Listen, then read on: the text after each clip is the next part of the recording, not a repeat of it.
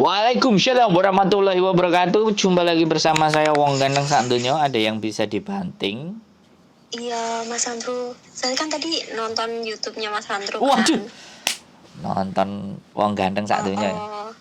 Terima Iya, terus kasih. aku ki mau tanya iku lho Mas, masalah Gimana? potongan iku lho. Waduh, keren ini potongan. Biar gimana. Tapi nanti ini apa? Tadi kan aku WA Mas Andrew kan pasti nomornya benar apa enggak gitu kan. Terus nanti kalau tak matiin majik aku pulang ya. Iya, wis ngerti pokoknya. Iya gitu. Kerjaannya Kan gini teman-teman tuh, Mas. siap. Aku kan ini pengalamanku sendiri yo. Iya, teman-temanku banyak sih. Kemarin kan aku kan dari PT kan baru 2 bulan di sini, mau jalan 3 bulan lah. Terus di PT kan katanya potongannya berapa? 1.600. Itu kalau maksudnya lancar lah. Siap. Lanjut. Tapi dataku Bleset. kan beda data. Kemarin kan Siap. dituakan gitu kan. Yes. Terus berapa? 2.500 gitu. Terus sampai tanda tangan 2.750. Itu kan Mas. Itu iya Mas, menurut sampean Berapa? normal apa? Berapa? 2.750. 2.750. Heeh. Wow. Camtu ambek arek sing tak proses. Kalau di saya 2.300 sampai 2.800. Tapi gini. Sebenarnya memang yang benar di 1.600, Mbak. Kemarin sempat ada yang ngomong 2.000. Kalau 2.000 oke lah, nggak ada masalah. Tapi sampai 2.750 sebenarnya.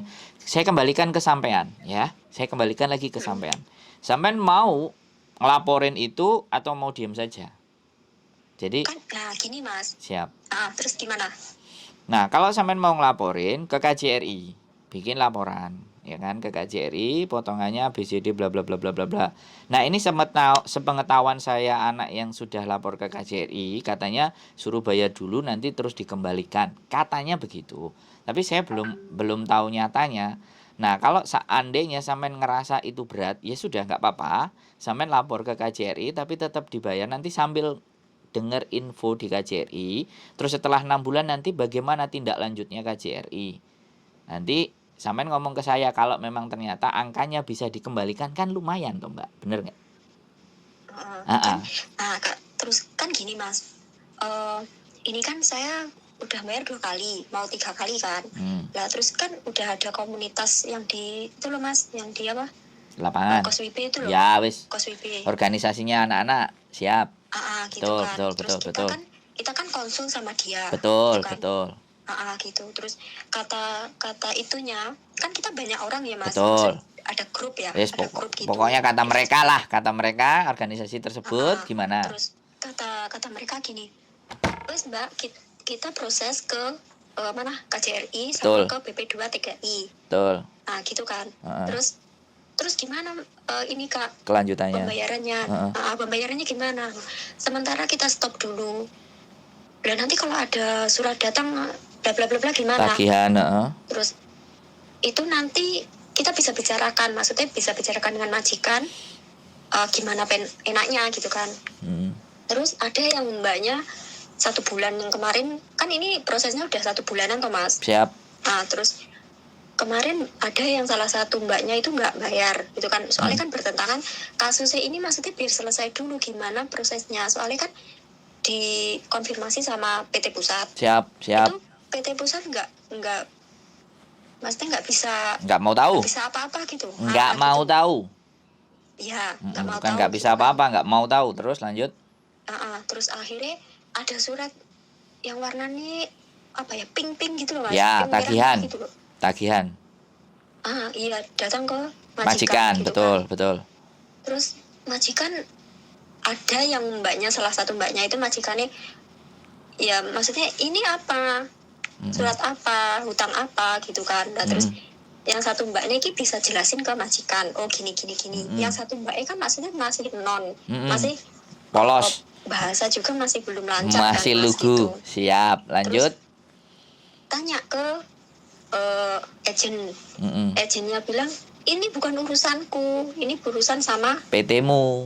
PT gitu. Tapi setelah itu kan mbaknya yang ini kan pasti belum bisa lancar bahasanya gitu. Siap. Terus gitu. Terus makanya ini sementara ini kata KKE itu stop, nggak usah dibayar dulu sampai kasusnya selesai. Terus kan dia tanya kasusnya berapa lama, ya kita nggak tahu. Terus nanti kalau dalam waktu 3 bulanan nggak bayar, otomatis kan surat dari penagihan itu kan mesti datang ke rumah. Betul. Ke rumah majikan. Betul. Gitu kan? Betul. Nah, takutnya anak-anak itu diinterminate. Jelas. Mas. Jelas. Wis. Sekarang gini, sampean kan sudah tahu ceritanya. Yang sampean mau sekarang gimana? Itu aja yang kita omongin. Yang menurut sampean, yang sampean mau gimana? Terima kasih informasinya, keren itu.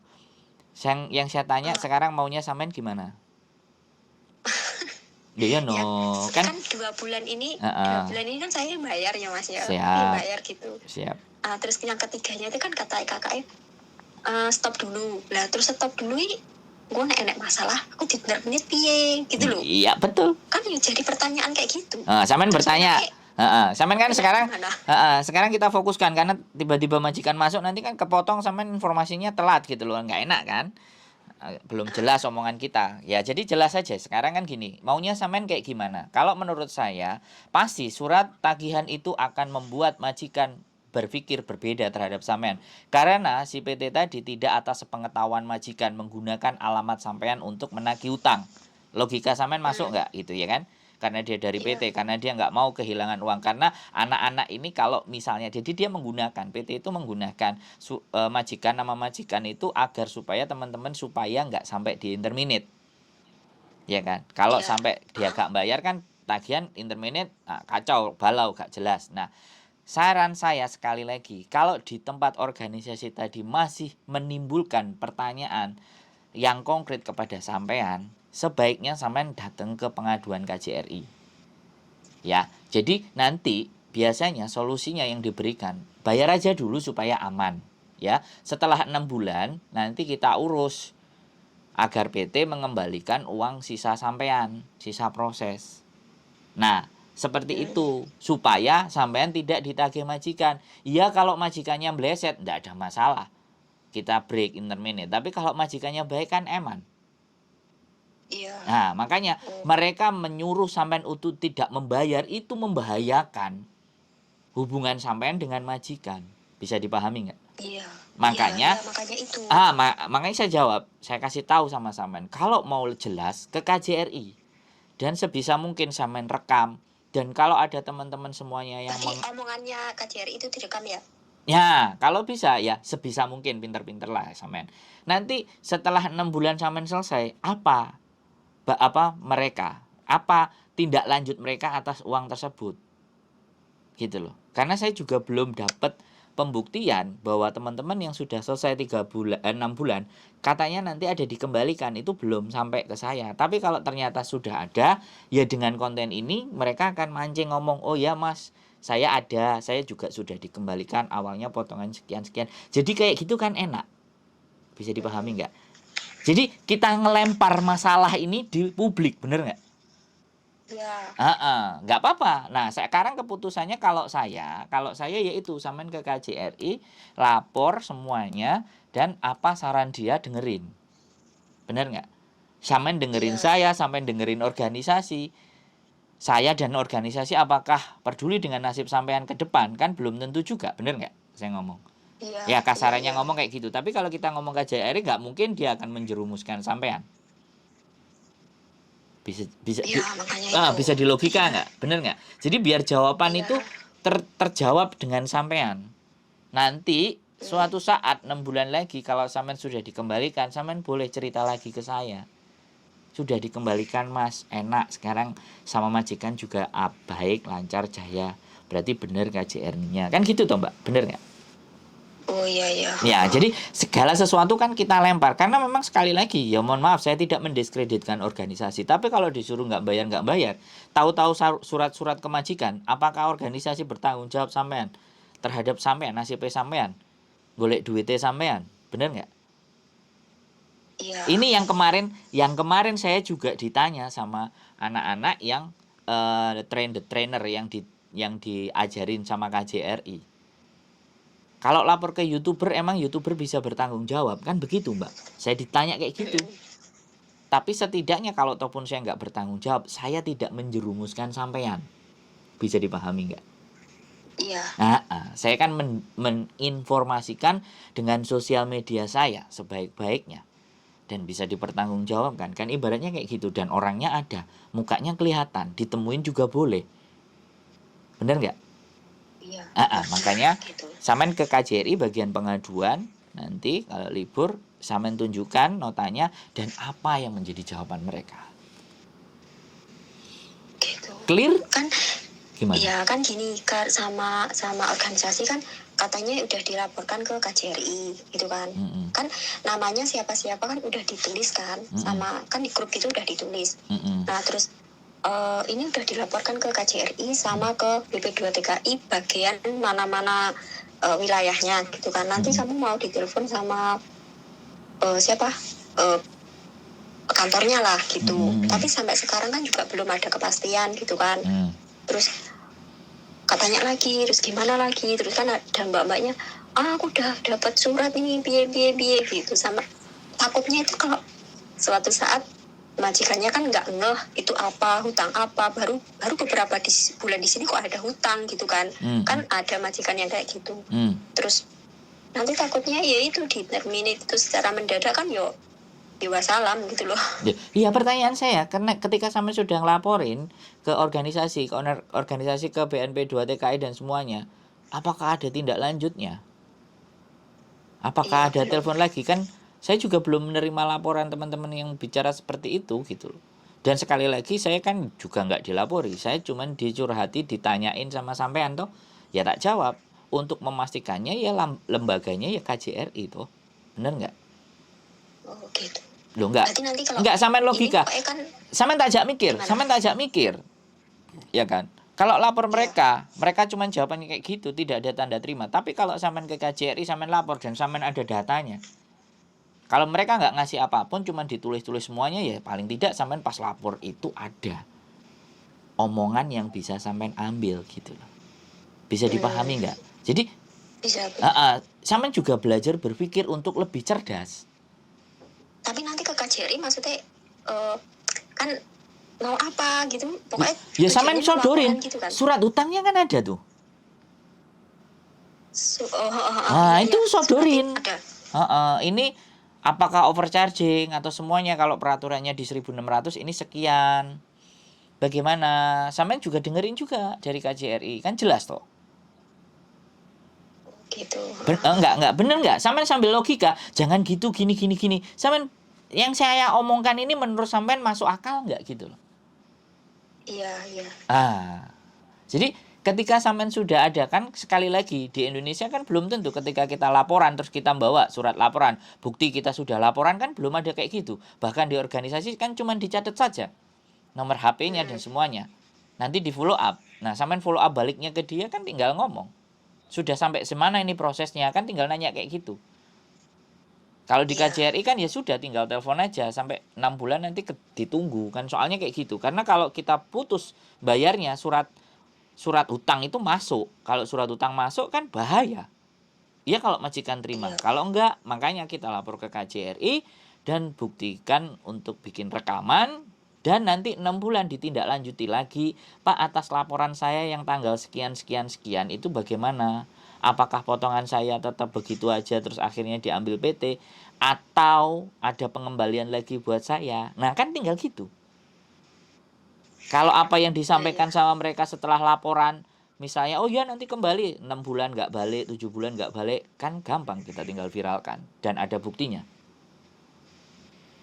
Oh, oke. Bener nggak? Bener nggak saya ngomong? Nggak. Dari sini logika sampean masuk nggak gitu loh? Iya, masuk sih. Masuk. Kan saya gini, ada juga yang teman yang bilang kayak gitu kan. Terus aku kan masuk organisasi itu, soalnya kan banyak teman yang dari PT juga, ya PT lain gitu kan. Masuk di organisasi gitu kan. Terus aku tanya-tanya, terus ini gimana Kak? Aku udah mau ini 2 bulan ini gimana gitu kan. Stop dulu. Terus kalau di stop ada mbaknya yang terima surat itu gitu loh. Jadi kan ya agak mau menerima yang ini apa yang ini gitu loh pemikirannya. Ya kalau saya sekali lagi ke KJRI untuk memastikan, karena sekali surat utang itu diterbitkan, Mbak, ya kan, kemudian kita nunggak, itu persoalan, Mbak. Oh, terus ini mau ini lagi kan, eh, seumpama kita kan potongannya 2.500 gitu kan, 2.500 kalau dibayarkan kurang, itu ada masalah nggak? Ya masalah, Mbak. Wong tertera di situ 2.500, sampean bayar cuma 1.000. Finance jadi gini loh, Mbak. Permainannya gini, semen tak kasih tahu permainannya. PT di Indonesia sekali lagi bekerja sama dengan kayak di Hong Kong ini ada lembaga. Jadi aku atas nama anak ini menerbitkan surat hutang dan itu diterbitkan di Hong Kong. Ya kan? Yeah. Kemudian ditaruh di alamat majikan karena sampean waktu berangkat kan ada alamat majikan. Ada. Ya. Padahal sebenarnya PT tidak sama agent konfirmasi, majikan nggak dikasih tahu kalau anak ini potongan segini nanti ada surat hutang. Nggak tahu, ini aku nggak ngerti, agent ngasih info ke majikan nggak. Kalau majikannya sampai ini surat hutang apa, berarti agent tidak menginformasikan bahwa anak ini proses dari Indonesia itu hutang. Bisa dipahami nggak? Soalnya majikanku juga nggak tahu. Oke, makanya ini make sense-nya sampean harus sampai berpikir di sini, saya ajarin gitu loh. Saya kasih tahu, kita diskusi itu, kita ngobrol itu. Jadi, surat hutang itu tetap akan diterbitkan sama lembaga tersebut ini. Saya nggak akan sebut lembaganya, ada 2 soalnya. Dan selalu menerbitkan surat hutang ke teman-teman. Oke? Ya sudah. Nantiin aja. Jadi, buat teman-teman semuanya, ini menarik pelajaran ini. Jadi mengenai potongan. Sedikit banyak kita bisa berdiskusi ya untuk bagaimana mengambil langkah. Nah, mbaknya masih ada majikannya. Ya kita namanya bekerja kan pasti. Kalau keluar, kalau di rumah majikan kan nggak akan bebas nelpon. Tapi nggak apa-apa, ini diskusi sekali lagi. Nah, dan juga teman-teman ternyata juga sudah melaporkan ke organisasi. Dan ada yang menyarankan untuk tidak dibayar, ada yang menyarankan untuk dibayar. Nah ini kan rawan dan ini membahayakan nasib si mbaknya tadi. Kalau sampai surat hutang itu datang ke rumah. Nah ini bagaimana solusinya? Makanya di sini kita diskusi. Halo. Maaf ada orang yang nganter barang. Oh bisa dilanjut nggak ini? Ya bisa. Oke, jadi kayak gitu loh. Nah kalau majikan dikasih tahu sama agent bahwa anakmu nanti ini akan utang dari PT di Indonesia selama 6 bulan. Jadi kalau ada surat kamu nggak usah pedulikan, santai saja gitu. Karena tahu sendiri kan, privacy orang Hong Kong ya. Kalau alamatnya digunakan dan tidak direkomendasikan sama dia atau tidak seizin dia, ini kan masalah. Iya. Bener nggak? Nah disitulah bener. Orang PT melakukan hal seperti itu kesampaian. Dan anak-anak ini mulai ditakut-takuti apa diintimidasi ketika majikan surat itu sampai datang, selesai, kelar hidupnya. Iya. Ini cara-cara PT. Makanya lapornya kemana ya? Ke KJRI dong. Ya kan? Karena KJRI yang menjembatani antara PT itu lisensinya juga dari KJRI gitu. Bisa dipahami nggak, Mbak? Bisa. Karena bisa. Di kontrak sampean kan ada jobnya PT itu. Iya. Kalau nggak ada job PT itu dan PT itu tidak terregistrasi sama KJRI, mana mungkin visa sampean akan turun. Dan mana mungkin KJRI akan mengeluarkan. Nah, masih ada sambungannya dengan KJRI. Makanya sampean selaku korban. Kalau saya kowar-kowar, sopo kue, kan kayak gitu. Siapa Anda? Kan gitu. Ya. Tapi kalau saya sampean ajak diskusi, ya saya jelaskan duduk persoalannya. Sampean tinggal jalan sendiri ke bagian pengaduan KJRI. Dan sekali lagi ya direkam apa pembicaraan mereka. Biar suatu ketika, karena kan belum tentu sampean bawa surat laporan, nah nantinya bisa ditindaklanjuti. Ya kan kalau ibaratnya kita beli sesuatu, kalau di Hong Kong kan ada resitnya, ya. Iya. Kalau kita ke imigrasi Hong Kong, kalau kita bikin surat apapun kan pasti ada resitnya. Ya sudah nanti balik lagi tanggal sekian, ibaratnya kayak gitu tuh kan ada tuh. Iya. Nah untuk KJRI saya nggak ngerti. Makanya sampean wajib harus ke sana untuk menanyakan hal ini. Bisa sudah masuk ke analogi berpikir sampean, ke nalar sampean sudah bisa masuk kan? Iya, masuk. Wes, jadi Makanya kok besar banget iya, potongannya kan dulu semuanya makanya gini, janjian juga kayak gitu. kita nggak bisa keluar dari lingkaran itu, Mbak. Tetapi setidaknya kita itu harus tahu kemana dan bagaimana. Benar nggak? Ya, benar. Nah, ketika sampai nanti sudah datang dapat rekaman, itu untuk menginformasikan kepada seluruh dunia. Maksudnya teman-teman suatu saat nanti sampean kalau ada yang proses kayak gini jadi ngerti dari ketika saya ngobrol sama sampean. Nah, ndak mungkin aku ngomong gedabul dewe, gak nek korbane. Bener nggak? Iya, benar. Sandri ngomong ngumuk, lah kayak gitu kan. Tapi nek ngomong sama Iya, sampean, karena sampean bercerita sesuatu aja temen diskusi, aku ngobrol. benar. Oke? Saya tadi kan mau Nah, tanya Mbak Yuni toh, tapi kan tahu sendiri Mbak Yuni susah kan kalau ditelepon. iya makanya. Terus aku cari nomornya sampean. Iya. Oke, sudah sesuai dengan apa yang menjadi gambaran walaupun belum terselesaikan ini persoalan, tapi setidaknya Iya. ada garis terang buat sampean gitu loh. Ada poin Ya, yang berarti bisa kan ini diambil kan gitu ya. tak bayar dulu sampai 6 bulan gitu. Gak, bukan. Sampean datang ke KJRI dulu. Ya dibayar Oh, tetap, tapi sambil sampean datang ke KJRI untuk memastikan. Oke? Oke. Untuk Nah, memastikan jalannya terus gimana gitu. memfollow up. Kok akhirnya piye kan kayak gitu tuh. Bener nggak? Ya, betul. Syukur-syukur udah di KJRI 6 bulan. Mbak, uang Anda dikembalikan sama PT sejumlah sekian. Apa enggak yuk ngejak aku. Oh, Aku gak jaluk nah, ngejak ngopi ngopi ya. karo sampean ayo. Ngajak ngopi langsung. Lah, kan kok ya seneng aku ditukokno gedang goreng. Iya, Ya, tujuan saya betul. cuman Iya. teman-teman bisa ngerti dan memahami tanpa harus membahayakan diri sendiri kan itu saja. Dalam pengambilan sebuah keputusan harus banyak ada pertimbangan dan sampean harus tahu siapa yang diajak untuk Berarti kan berdiskusi. gini Mas, kalau masalah potongan itu berarti agensi sini nggak ikut campur gitu ya? Ya sebenarnya nggak ada, karena dia kalau dia sampai mengambil uang lebih dari 473 selesai itu kelar sama labor department. Peraturan di Hong Kong itu dia tidak boleh menarik fee kepada sampean itu lebih dari 10%. Iya, Nah. kan ada juga toh temanku ya nggak satu PT sih. Ya teman di sini sampai 3.200 loh. Nah. Itu kali 6. Iya, sampean kasih tahu, sampean ajak bareng-bareng untuk lapor ke KJRI. Saya justru kalau mau dikumpulin, ayo tak anterin. Hari apa mau keluar? Aku pingin nemenin. Kalau aku nganterin toh. Loh, enggak, kalau aku nemenin di hari biasa nanti kan pasti di ruangan sana ditanyain, Anda siapa? Anda ngapain? Ketika aku korbannya ya aku masuk, tapi kalau aku nggak jadi korbannya, nek ditakoki ngono gak kowah aku, Mbak. Bisa dipahami nggak? Iya, maksudnya kan nanti sama-sama terus sampai temenin ke sana gitu kan. Jadi kan kalau mungkin kita ya, kita nanyanya mungkin ya 1, 2 gitu aja. Tapi kalau ada yang udah biasa gitu kan nanyanya bisa 10 gitu loh. Loh, sekarang pertanyaannya adalah, Anda siapa? Aku ditakoki. Temenku. Anda korban nggak gitu loh? Enggak, Pak. Ngapain ikut-ikutan ke sini? Mereka ya sudah tahu saya. Iya toh, ngerti. Iya, tapi dia nggak memberikan informasi sebaiknya buat teman-teman kayak gimana. Saya tidak dikasihkan informasi yang jelas. Kalau saya dikasihkan informasi yang jelas, apalagi pegawainya sana bisa diajak podcast, diajak omong-omongan, saya bahagia, Mbak. Orang kita mau ngajak ngobrol suruh tulis surat secara resmi. Kan rawat, Mbak. Oh.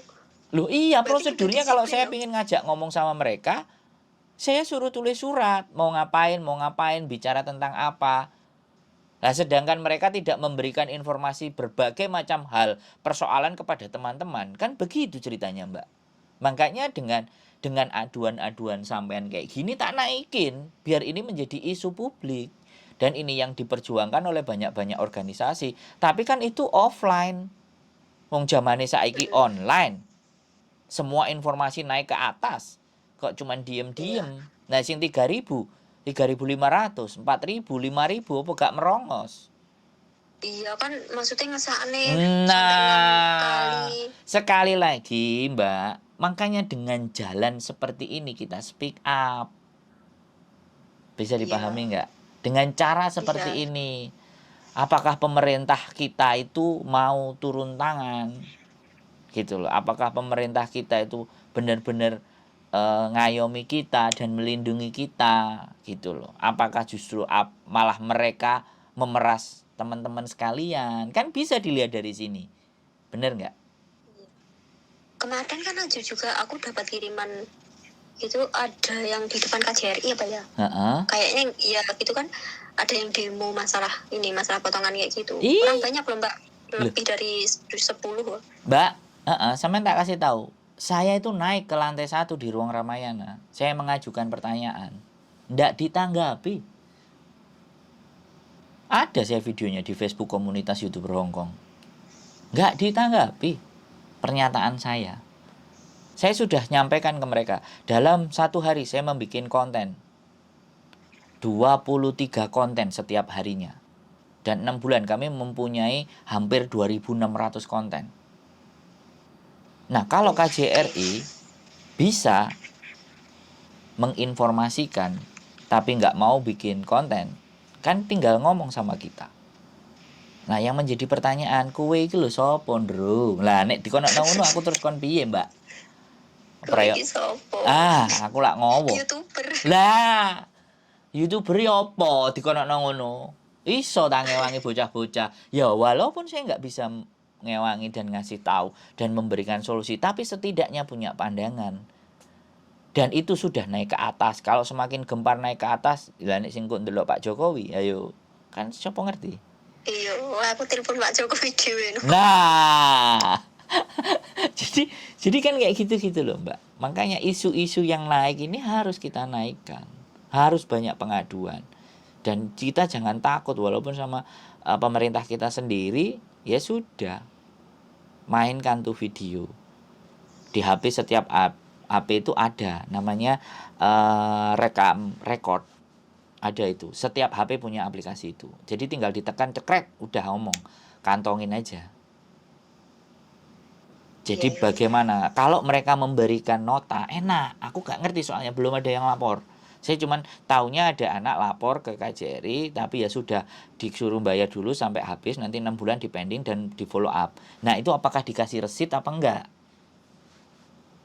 Untuk Ya berarti kalau keputusan. nggak dikasih resit jalan satu-satunya direkam itu aja. Nah, cerdas. Dikasih dan tidak dikasih direkam. Apa yang terjadi di Iya, iya. situ? Bagaimana stafnya memberikan jawaban dan bagaimana follow up-nya dan bagaimana pertanggungjawaban mereka berikutnya di 6 bulan berikutnya setelah kita sudah selesai. Kalau nggak ada follow up, nggak ada apa-apa, berarti mereka sama dengan PT Kong kali Kong. Oh iya iya. Bener nggak? Logis nggak Kan sama iya, ngomong? soalnya kan gini. Kemarin kan mungkin kan PT udah tahu ya kalau kita mengajukan kayak gini nggak apa maksudnya nggak terima gitu kan. Terus PT mengancam satu-satu anaknya itu kan. Iya. di intinya diancam kamu kalau nggak bayar suratmu nggak ada keluarin gitu kan, data-data nggak dikeluarin, mau tak datengin rumahmu, mau dibawakan polisi lah apalah gitu. Lah ada nggak kalau Satu-satu pengancaman itu ada? Sekali lagi pengancaman itu ada. Saya punya lawyer. Ayo kita perkarakan pisan. Wani aku. Gak apa-apa aku Wah, metu. aku enak dekengane saiki. Aku duit 1 juta 2 juta ayo diperkarakno ben rame tak konten pisan sekalian. Lu Iya, nggak bener. saiki aku enak dekengane iki aku malah wani lho. Loh makanya ya karena sampean korban, Mbak. Lah sekali lagi aku kan nggak yang jadi korban. Kalau aku jadi korban ya tak gas, Mbak. Gak kakean cangcing congcrut. Iya, Mm-mm, mungkin pos. kan ya Ah, mbak-mbak gini kan masih iya ya Mas. Mungkin takut interminate dulu pokoknya saya bisa. saya Satu-satunya mungkin itu. saya memahami, Mbak. Datang ke sini itu cari uang bukan cari masalah. Paham nggak? Hmm, Bener nggak? ya Lah kalau saya benar. cari masalah, Mbak. Hidup itu cari masalah untuk diselesaikan. Lagi kurang gawean apa nggak nambani telepon sampean? Ngomong, ngalor, ngidul, ngetan, ngulon. setengah jam ibaratnya nek dipikir lo ya. Kan kurang gawean, tapi ya jane gaweane YouTube yang gawe konten, gitu. Iya, Tapi benar. kontennya opo ya konten yang bermanfaat, yang bisa ngasih pengetahuan buat teman-teman, bisa berpikir dan langsung dihadapi one on one, ya kan? Nggak kadek perantara, ya kan? Langsung. Oh ya. Makanya saya selalu dan Miss Yuni juga bilang jangan pernah sebutin nama, lembaga, Iya. organisasi atau identitas. Biar percakapan kita itu dikonsumsi. Biar semakin naik, semakin menjadi isu publik rame. Wah. Karena kebijakan itu kalau orang satu-satu yang terkecewakan dan diam nggak speak up, ya wis. Dunia ini hancur itu gara-gara orang baik itu diem. Terlalu baik. Ya orang-orang baik kayak sampean ini loh diem, gak gelem ngomong. Nah saya sudah punya media, boleh ngomong di tempat saya, ayo saya tampung semua. Sampean juga belum banyak nonton konten saya, gak apa-apa, aku pelan-pelan berjalannya waktu. Nelpon Rono wis ampek gak nek sing semaur, nelpon Rene. Nelpon Rene ya podo ae kan informasinya juga bisa dapat toh. Iya, benar-benar. Gitu, ndak ada masalah. Ya, sudah punya gambaran ini, berarti sampean mau ngapain sudah. seperti apa? Terus mau satu lagi. Boleh. Kalau kan sambil telepon kayak gini, tapi sambil ngerekam, caranya gimana? Nah, itu nggak bisa. Karena nggak bisa. kita harus ada aplikasi yang berbayar kalau nelpon sambil ngerekam. Oh, gitu. Soalnya kan gini, kemarin kan ya ada yang mbak-mbak kayak gitu kan, masih ditelepon sama si PT ya diancam-ancam kayak gitu. Terus caranya ngerekam sambil nelpon piye gitu loh kan. Gini aja, voice mail. Voice record. Dia nggak mau, dia PT-nya nggak mau. Ya sudah. Dia maunya telepon gitu loh. Oke, kalau memang WA, voicemail bisa dibuktikan lah, bisa it's itu. Okay. Pasti kan dia pas posisi telepon. Ya, it's okay. Ya diatur kayak gitu, di setting sama temennya pas libur sekalian telepon, jadi temennya bisa ngerekam. DE kan pinter tuh mas. DE kan apa teleponnya pas hari biasa pas kita di rumah ya nek duwe HP loro lah ya di situ. Duwe HP siji tok kan. Nah di situ makanya di situ yang sampean juga harus cerdas. Duwe HP loro. Bukan, ya kalau sampean mau download aplikasi yang bisa direkam, tapi rata-rata aplikasi kalau telepon nggak bisa, kecuali yang berbayar. Di iPhone itu ada aplikasi berbayar, aku nggak tahu kalau Android. Kalau sampean memang mau pinter ya cari aplikasi di Android yang ketika telepon bisa direkam suara. Ada, tapi biasanya berbayar. Karena sekali lagi merekam informasi tanpa sepengetahuan itu bahaya. Nah, aku kan jelas konten kreator, jelas. Tapi kalau nggak declare, kalau saya nggak declare di depan kayak Miss Yuni, tolong jangan sebutkan nama bla bla bla, dan kalau udah viral, kalau dia tidak ada declare kayak gitu, kita juga bisa dilaporin. Kayak sampean gini nggak terima, nanti saya naikkan. Oh, saya nggak terima itu. Kena saya. Tapi saya selalu yakin sama teman-teman. Kadang-kadang ya kebrojot. Makanya saya juga hati-hati kalau ada yang orang-orang jebak, kan juga bahaya. Resiko juga kan menaikkan di publik. Kan gitu Mbak. Ya, boleh di-download aplikasi yang ada di Android, boleh. Silahkan. Cari-cari info untuk lebih cerdas, lebih pintar. Oke, berarti sampean sudah tahu apa yang harus dilakukan dan seperti apa dan bagaimana? Aman? Sudah. Oke, silakan kontak. Pokoknya kontak dan jangan lupa tonton channel YouTube saya Sandro Jabrik. Wong ganteng sak donya. Siap. Oke. Siap. Sehat ya, sehat selalu Mbak. Yuk, bye-bye. Buat teman-teman semuanya, diskusi menarik sama Mbaknya. 34 menit. Dan inilah yang saya cari, inilah yang saya butuhkan adalah laporan-laporan dari teman-teman, kegelisahan dari teman-teman, keresahan dari teman-teman. Yuk kita naikkan ada di sini, kita bicarakan, kita diskusikan, terlepas nanti ada solusi atau tidak, itu yang